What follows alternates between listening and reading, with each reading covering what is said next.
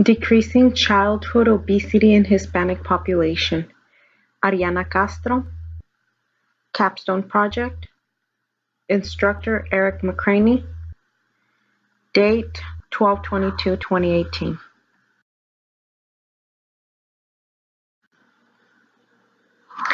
PICO question. Population problem. Obese Hispanic children and adolescents. Intervention. Implementation of 5210 Let's Go program, a care waitlist bundle. Comparison. Traditional care. Outcome: a decrease in weight, waist circumference, and BMI of children and adolescents in Hispanic. Time: 12 months. Background and significance.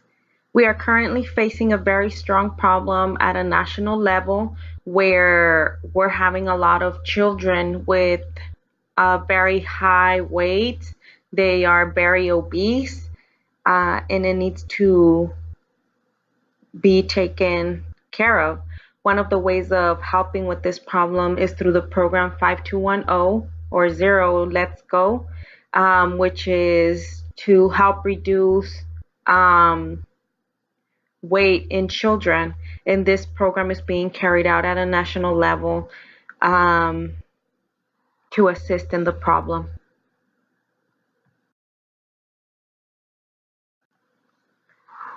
Further on into background significance, having obesity as a child creates many comorbidities for the children, such as hypertension, cardiac diseases, diabetes, liver cirrhosis, fatty liver, low self-esteem, less interaction with other people, decreasing social abilities, uncomfortable with how their body looks. There needs to be a change in lifestyle while the problem exists in childhood, because then it's much harder to attack the problem once they're adults and they have the routine, the tradition, the culture of eating high carbohydrate food or fatty food, or eating fast food restaurants, microwavable food, as opposed to trying to maintain themselves in healthier eating with fresh fruits and vegetables and increasing their exercise throughout their day.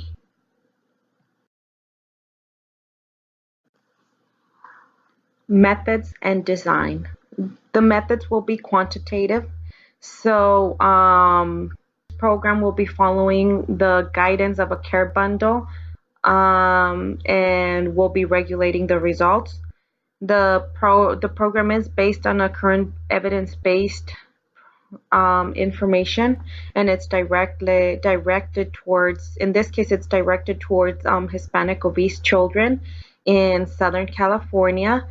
So primarily what we're going to be doing is checking the patient's weight, their height, their BMI, their blood pressure once a month. They will have a clinic visit seen by the doctor, and the staff will be providing information in regards to healthier eating, healthier diet, increasing exercise, decreasing sugary drinks, and will be assessing their weight on a regular basis and charting it and keeping an eye on it.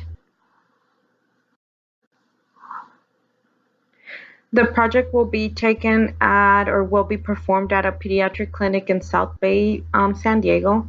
The office will be open from 9 in the morning to 5 p.m., and that is its regular running hours, as well from Monday through Friday.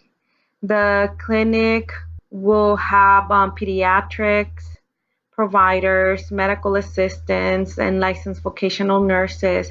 They will all be educated in regards to the program, offering a positive mental attitude towards life changes in health, and educating the parents and the children in regards to what the program is conformed of, the routine visits, the ability to withdraw at whichever time they wish, and try to get them as well to be compliant at home with less sitting down watching TV and more increasing exercise, as well as decreasing the amount of carbohydrates and sugars and increasing vegetables and fruits. The this pediatric clinic in particular takes care primarily of um, Medi-Cal patients.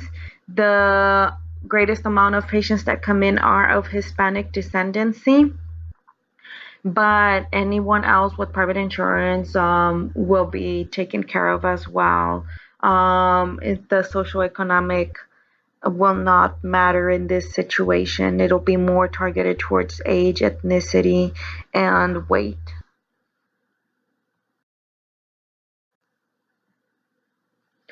The resource needed for this program will be printed materials, primarily printed materials, because we will be giving a lot of certificates every single month as they are progressing, as they are improving, or we'll be giving them as well certificates for trying and not missing their appointments, even if they did not lose weight.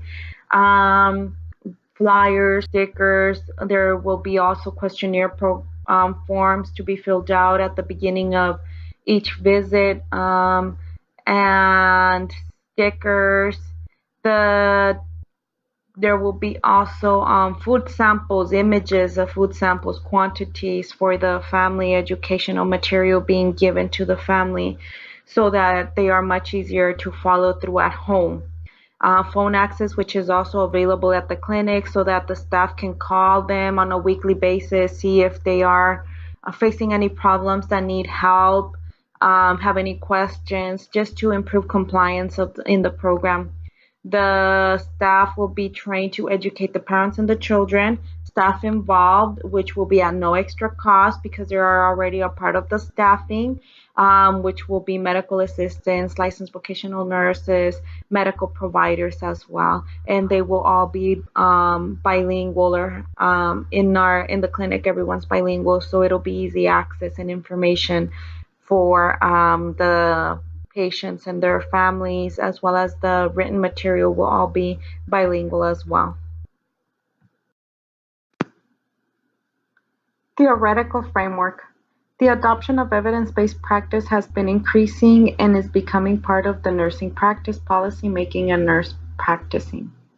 The Iowa model leads us to question current practice by allowing us to focus on the knowledge and problem-focused triggers, and it helps us decide if we can improve our care using current research findings. The Iowa model is composed of 7 steps. First step is to assess the problem, how it affects the practice, and how it's going to improve the care. Availability of the current evidence, and the nature of the problem. Step 2. There needs to be a team that will be responsible for the development and implementation of the evaluation. Step 3. The evidence retrieval. The team will start researching for current evidence through the electronic database such as Medline, CINAHL, ProQuest, and other reputable sources. Step 4 is grading the evidence to address the quality of the strength of the collected research. Step 5 is the developing an evidence-based practice standard.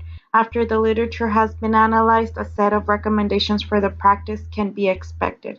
Step 6, a plan needs to be developed to implement the plan. Step 7 is evaluation. During this essential step, the value and contribution of the evidence into practice is evaluated.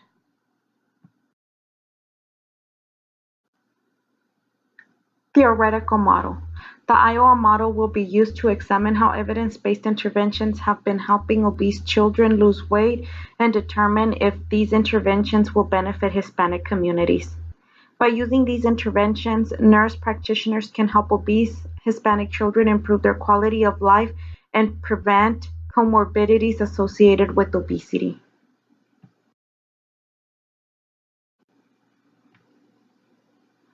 Interventions.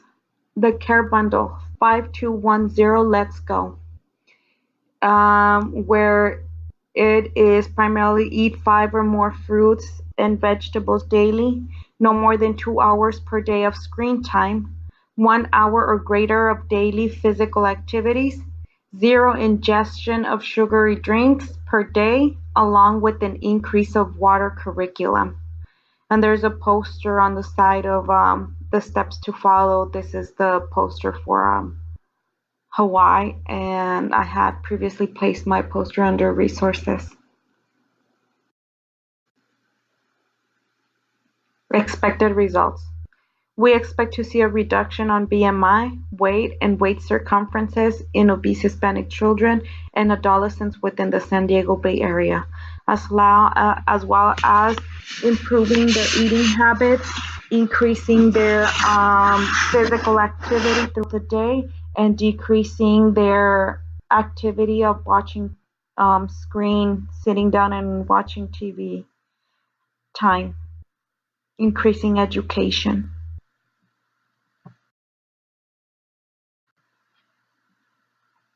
Anticipated conclusions. It is an evidence-based program with anticipated positive outcomes. Other studies performed with this program demonstrated how the children were increasing their physical activities, and placing the Let's Go program in our office will assist our Hispanic community in improving their lifestyle changes towards a healthier life.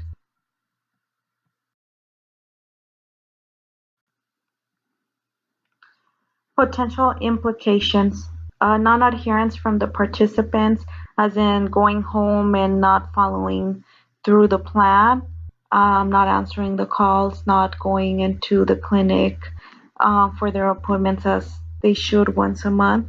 Withdrawal: everyone has the opportunity to withdraw from the program at any time, and that would decrease our numbers and our ability to follow through. Biased results. This is a study being performed in just one clinic in the South Bay, and it could be biased because our Hispanic population does not necessarily define all of the different Hispanics.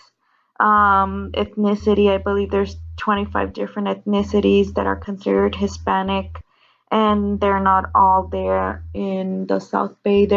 And most of them are primarily Mexican American or American Mexican. They were either born in Mexico and raised in the U.S. or vice versa, as well as and are getting their care here. We're so close to the border.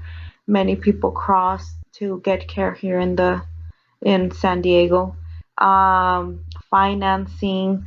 Financing shouldn't really be a problem because it doesn't require much. We already have it all. But if we were to see a problem along the, might not be able to assist it financially. As of right now, I mean, our primary finances are already covered by the clinic. The providers are a part of the clinic. The material can be obtained from the clinic, and the patients are a part of the clinic. So hopefully we don't run into major problems financially. Transportation. The family members can have problems, the parents, with transportation. The children are dependent of the parents in getting to the clinic, so that could be a problem if the parent does not have their own transportation or a way of getting to the clinic, as well as the parents' desire to continue with the program and taking the child into the clinic to get seen and get educated.